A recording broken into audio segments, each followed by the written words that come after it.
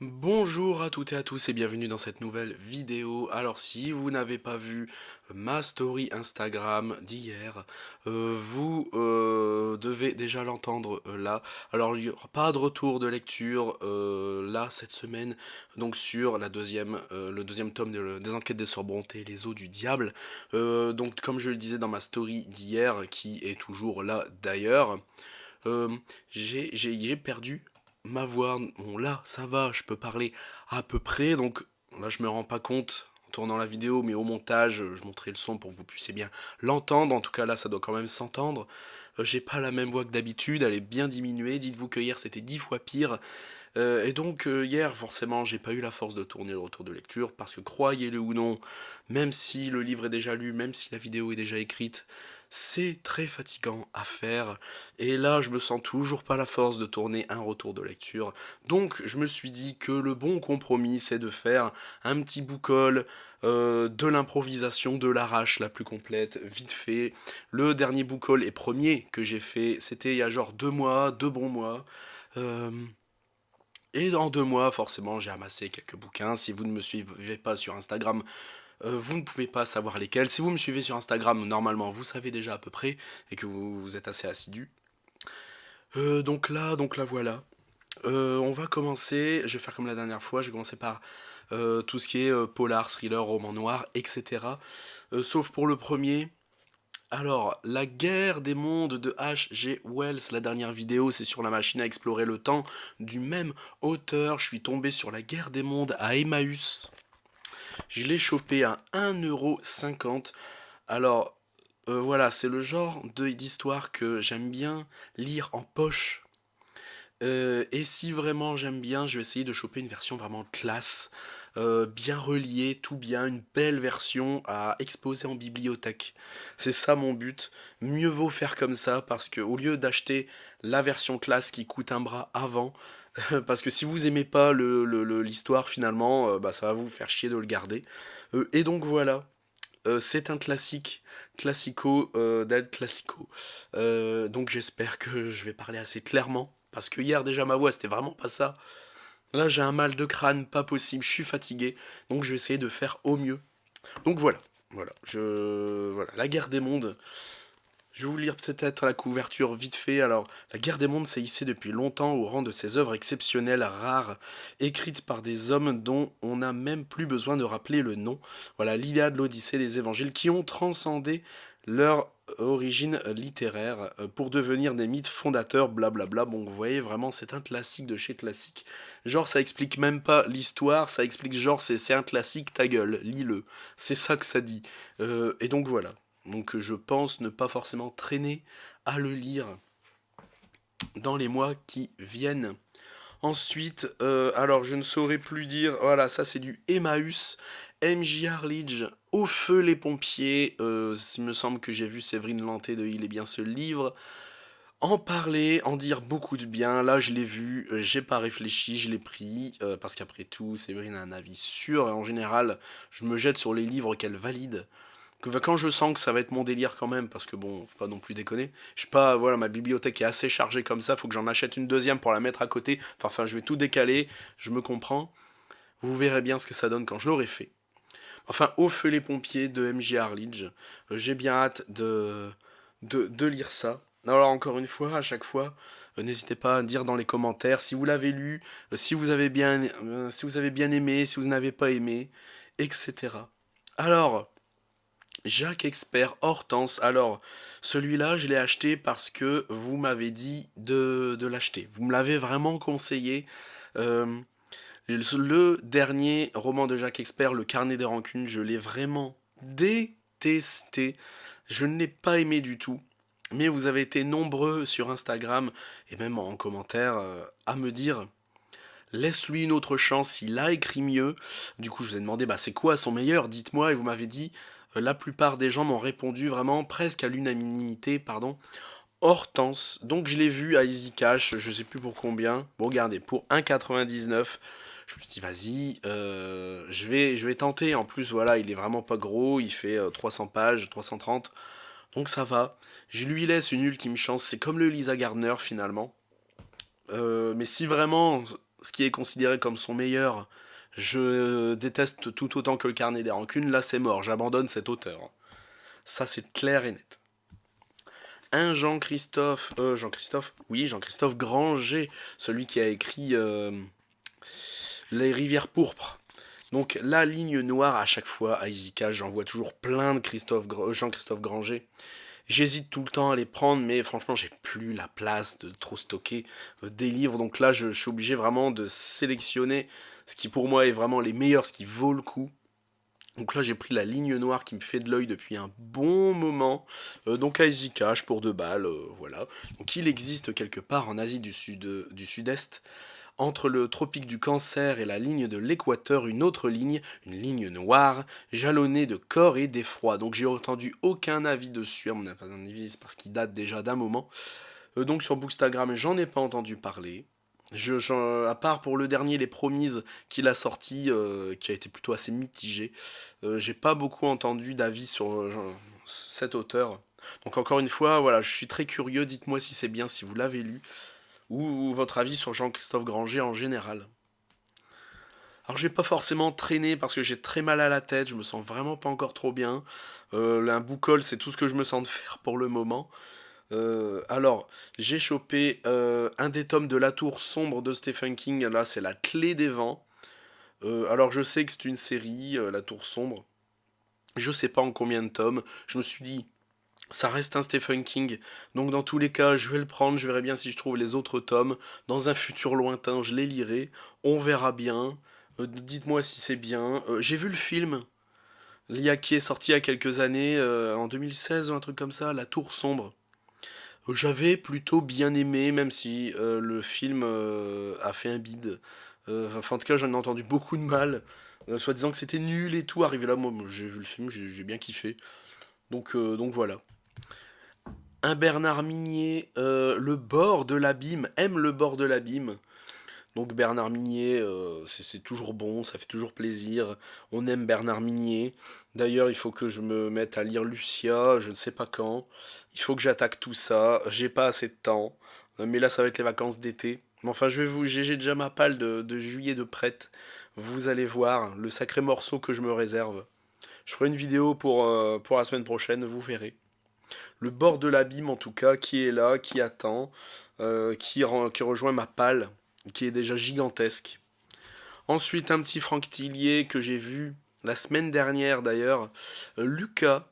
Donc après avoir été déçu, mais déçu par Labyrinthe, c'est un auteur que je ne me laisse pas abattre. Je ne me laisse pas abattre. Il m'a fait kiffer. Il m'a tout autant déçu qu'il m'a fait kiffer. Mais on aime Franck Tillier parce que c'est un bon gars, parce qu'il écrit bien, tout ça. Donc Lucas, un que je n'ai pas encore lu.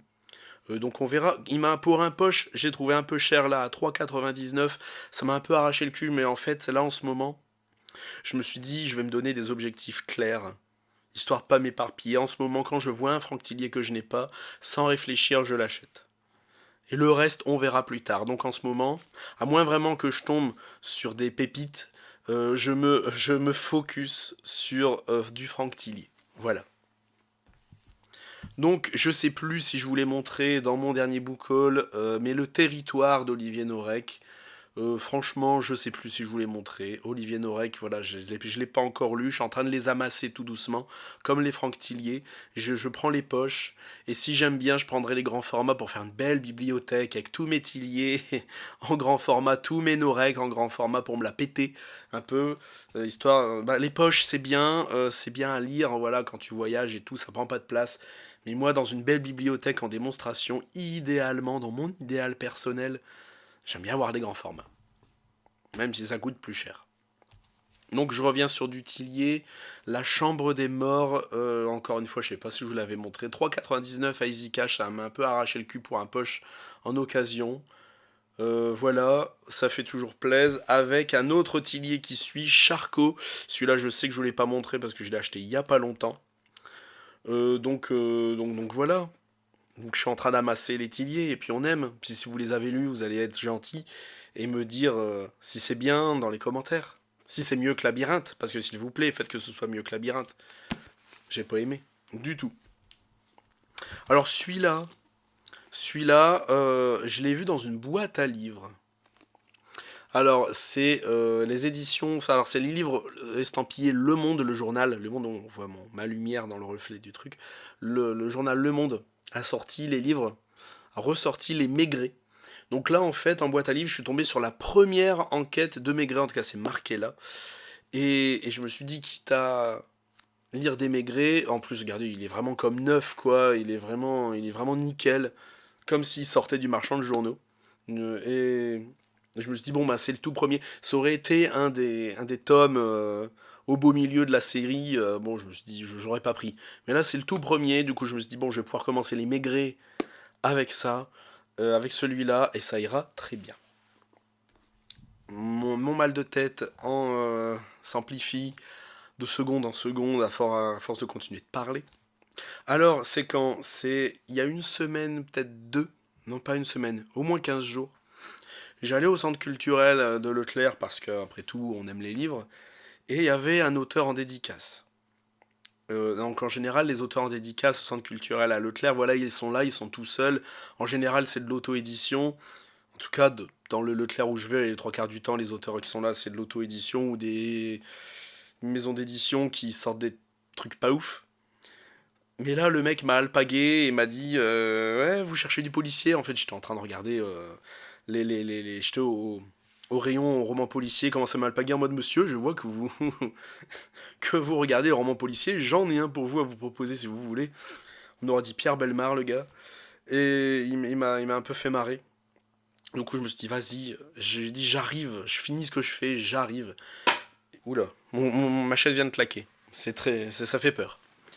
Et donc, je l'ai laissé faire son laïus, parce qu'après tout, je suis auteur aussi, et il faut bien qu'on gagne sa vie, et qu'on gagne notre vie en vendant nos livres.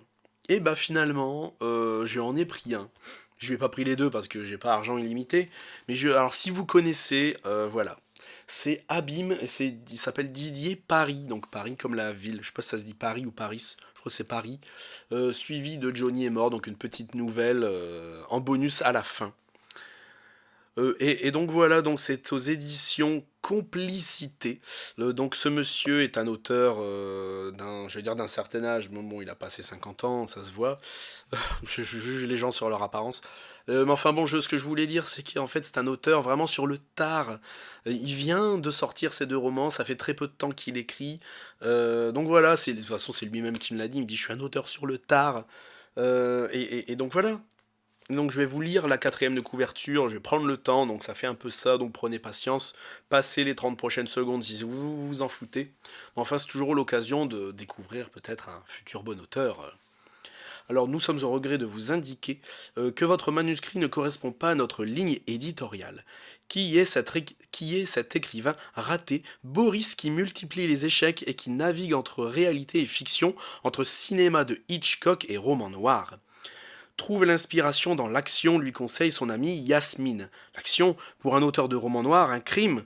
Oui, seul un crime pourrait lui rendre l'inspiration. Mais un assassinat, même gratuit, surtout gratuit, ça se prépare. D'ailleurs, c'est cette préparation qui sera la trame de son roman. Il en tiendra le journal précisément. Il y racontera ses états d'âme face à l'acte le plus asocial qui soit, le meurtre gratuit. Roman, scénario, la réalité dans la fiction dans la fiction. Entre Paris et Cannes, un rebondissement inattendu nous fait plonger dans une dose d'humour noir, dans l'abîme sombre de la création. Toujours pour ceux qui apprécient l'humour noir, le roman est suivi d'une nouvelle, Johnny est mort. Et toi, Olivier, quoi de neuf? Tu as vu Johnny? Pas la peine de proposer une nécro avant une semaine ou de sortir un bouquin avant 2 mois. Donc voilà, je vous ai lu la couverture. Donc en fait, c'est le roman des deux qui m'a parlé le plus. Pour être honnête, donc je me dis vas-y, je vais le soutenir. Je l'ai prévenu que j'étais booktubeur, chroniqueur, tout ça, instagrammeur, tu connais. Et donc je lui ai dit si jamais j'aime, je ferai la chronique, la vidéo, tout ça. Mais si je n'aime pas, je ne vous ferai pas de mauvaise pub et je n'en parlerai pas. Voilà. Parce que je veux pas faire de tort aux petits auteurs. C'est pareil, vous remarquerez sur mon Instagram, je ne tag l'auteur que si c'est une chronique positive. Si c'est une chronique négative, je ne tag pas l'auteur. Même quand c'est des grands auteurs, genre dans le dernier Tillier, vous pouvez aller voir sur mon Instagram, j'ai pas du tout tagué Franck Tillier. Je le taguerai, je ne tag les auteurs, des grands comme les petits, que pour les, que pour les choses que j'ai vraiment aimées. Je vais chercher la suite, j'arrive, pouf pouf, magie du montage. Alors, je vais essayer de faire vite parce que là, plus ça va, plus mon mal de tête grandit et plus ma voix part en couille, je le sens. J'ai fermé ma gueule de à partir du moment où j'ai fait la story sur Instagram hier jusqu'à maintenant. Et ça s'est amélioré, bah pas de beaucoup. Alors, en fait, ce que je voulais dire, c'est que chez Emmaüs, on peut vraiment faire de super belles trouvailles. Ils avaient fait, il y a un mois ou deux, il y a longtemps, hein, voilà. Mais après le book haul que je vous ai fait il y a 2 mois, c'est sûr, peut-être pas longtemps après. J'essaie de me souvenir, mais je me souviens plus.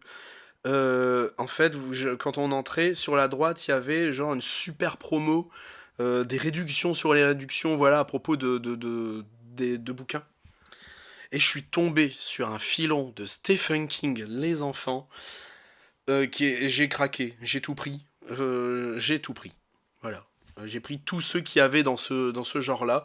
Mais alors, voilà, moi, suis le genre de personne qui, s'il peut, prend les grands formats. Si j'ai pas le choix, ou si je sens que je vais pas trop aimer, mais que je suis curieux quand même, je vais prendre un poche. Mais si j'ai le choix, je prends un grand format. Et là, je suis tombé sur les grands formats de Stephen King. Ma couille, regarde ça. Bon, ok, ça a un peu vieilli, ça a un peu été froissé, ça a vécu. Ça a vécu, mais franchement, ça vaut le coup de les avoir. Moi, je trouve ça magnifique. Ça date des années 90, si je ne dis pas de bêtises. C'est du France Loisirs, c'est marqué dessus. 1990. Donc voilà, c'est des vieilles éditions qui ont mon âge, qui ont 30 ans si c'est pas plus. Euh, donc j'ai tout pris. Donc là on a le Fléau qui est là, qui est magnifique. J'ai eu à 3 euros, oui, 3 balles. Donc franchement je me suis dit ok. Donc voilà l'intérieur encore bien blanc. Et c'est vraiment cool. Alors le Fléau, donc je vais pas m'attarder dessus vraiment trop. J'ai eu les Tommy Knockers qui est là. C'est vraiment magnifique. Voilà, donc c'est vraiment voilà, en bon état. Bon, les petits marque-pages qu'il y a là, bon, ça, je vous dis, ça a vécu. Ça a presque 30 ans. Voilà. Mais voilà. Encore une fois, ce genre de truc qui me donne des demi-molles. Je vois ça, je suis là, ah, c'est trop bon. C'est trop bon. Et je ne peux pas le prendre. Donc là, on a Christine. Magnifique. Christine. Trop bien. Qui est vraiment top. En fait, dans ce genre de bouquin-là, il ne manque plus. Alors je sais pas s'il y en a, non, je pense pas. Il ne manque plus que des illustrations à l'intérieur. Il y en a pas, j'ai vérifié. Mais c'est vraiment tout ce qui manque pour que ce soit vraiment parfait, à mon sens. Alors celle-là, une des plus belles. Jessie. Magnifique, j'adore les illustrations, les vieilles illustrations. Du temps où on se cassait encore le cul à faire des magnifiques illustrations. Parce que maintenant, c'est un peu la facilité, c'est tu mets du multicolore, tu mets un truc qui ressemble vaguement à l'histoire, et puis c'est marrant. Je trouve que les éditeurs se cassent plus le cul à faire les couvertures, mais là ça c'est du boulot. Ça j'adore. Ça, en fait, c'est le genre de truc, t'es fier de le mettre dans ta bibliothèque, t'es fier de l'exposer, t'es fier de t'arrêter dessus 10 secondes pour les regarder. Alors, Salem, qu'on a là aussi, qui est gagne, voilà, il n'y a rien d'autre à dire. Et ça, littéralement, je suis particulièrement fier de cette acquisition. Regardez-moi ça, c'est le coffret intégral de ça, de Hit, si vous voulez. Roman. Alors ça, c'était France Loisirs, je crois. Oui, ça, les anciens, ce que je vous ai montré là, c'est du France Loisirs. Ça, c'est du Albin Michel. Mais bon, ça se ressemble assez, je veux dire, ça va. Donc, en plus, ils sont comme neufs. Donc ils sont aussi des années 90, j'ai vérifié la date. Le 1 et le 2. Comme neuf, ils ont dû être lus une fois.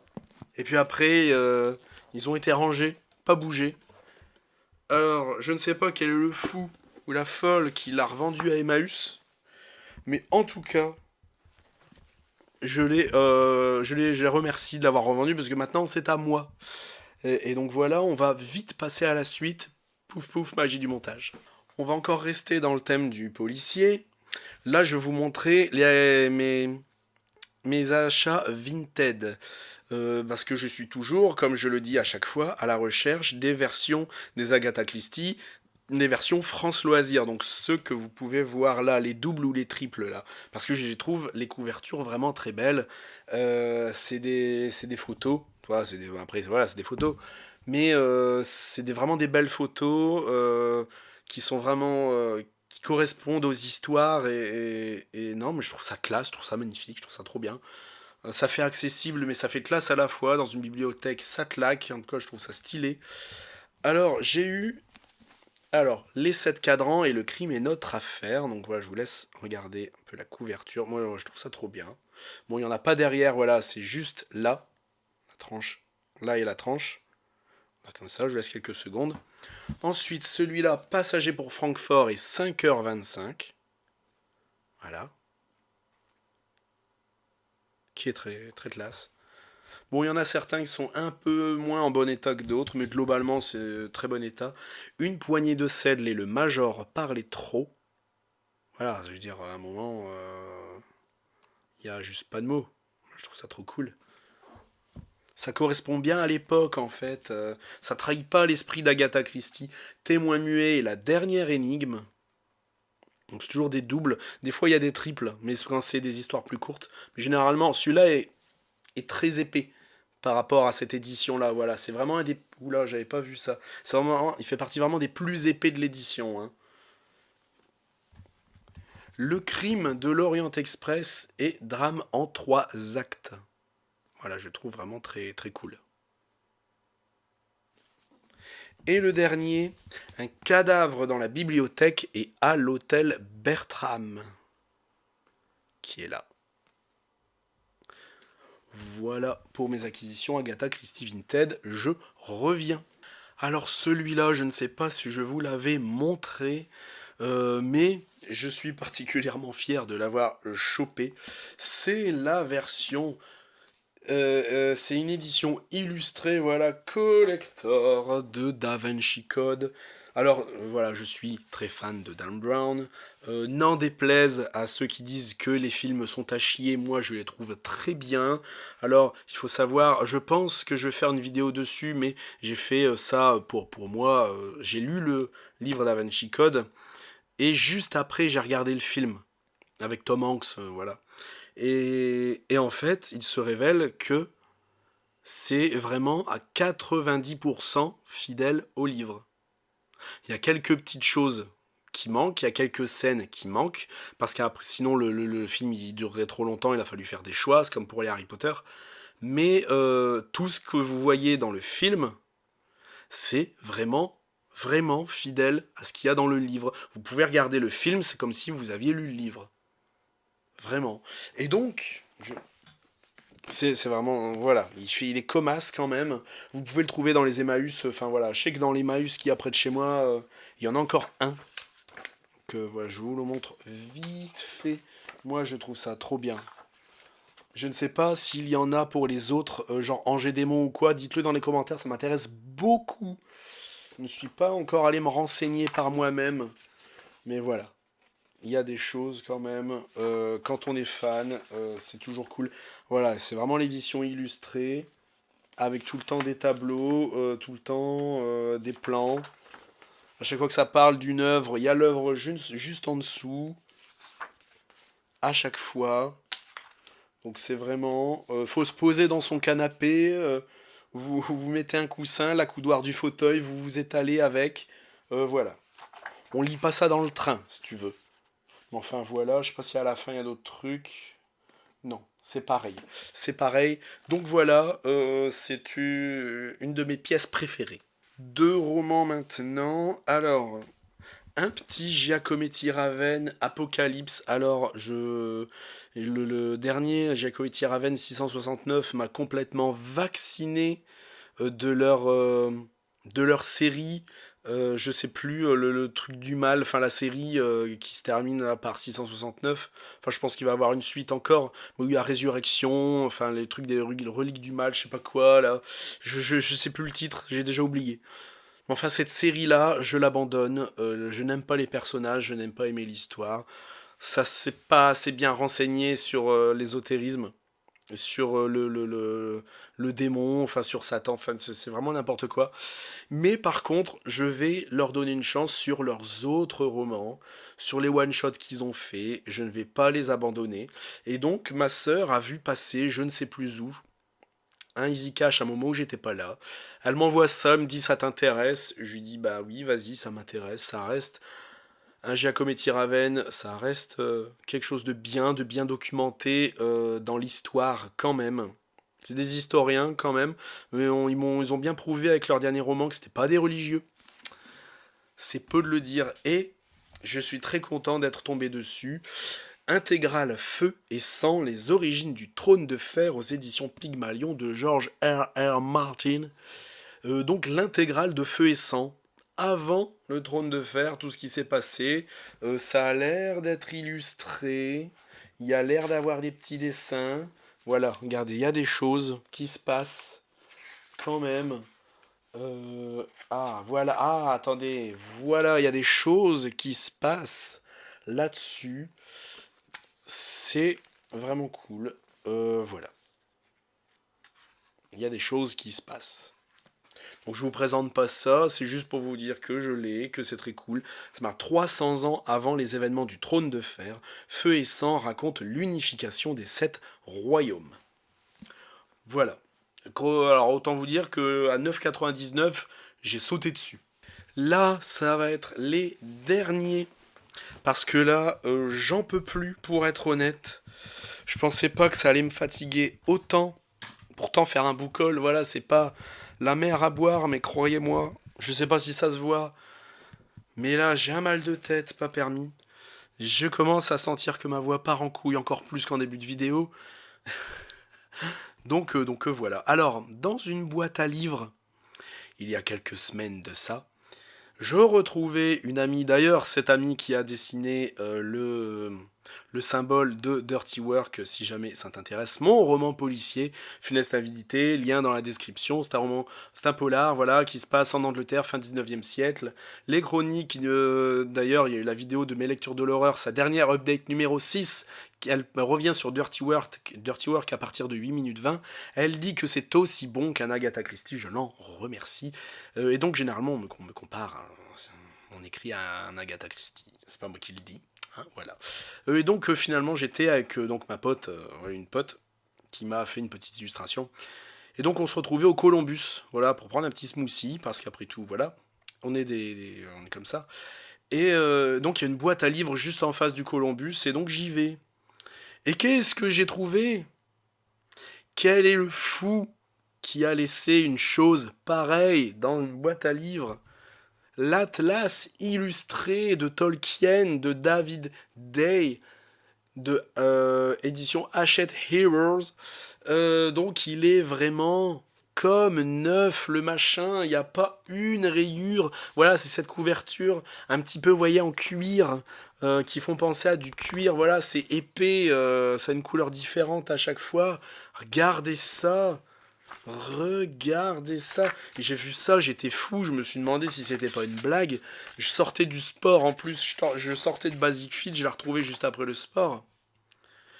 Et je l'ai mis dans mon sac direct, un peu genre en cachette, comme si c'était interdit. Je me suis dit merde, c'est quelqu'un qui l'a déposé là, qui veut le récupérer après, je sais pas. Et donc il se passe quand même des choses, hein, voilà.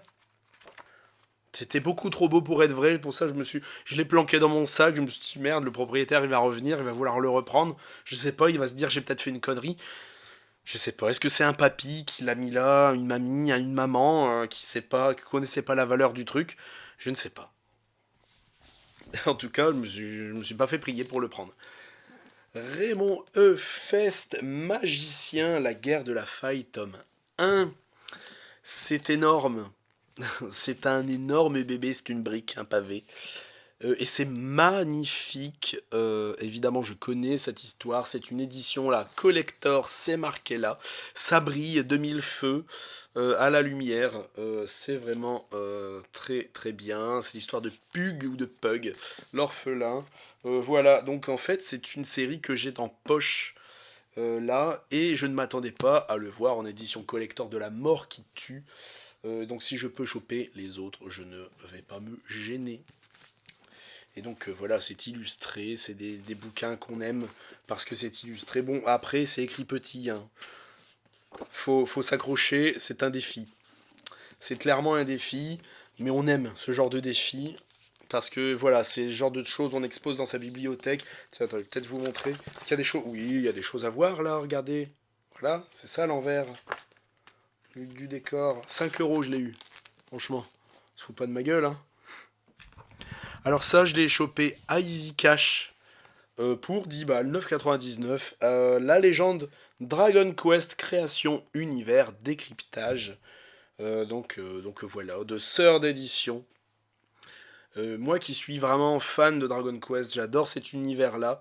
Donc je me suis pas fait prier une petite pièce pour collector pour ma bibliothèque. Voilà.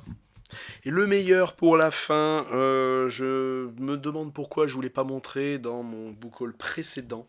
Pour ceux qui connaissent Bob Lennon, de toute façon je ne vous le présenterai pas.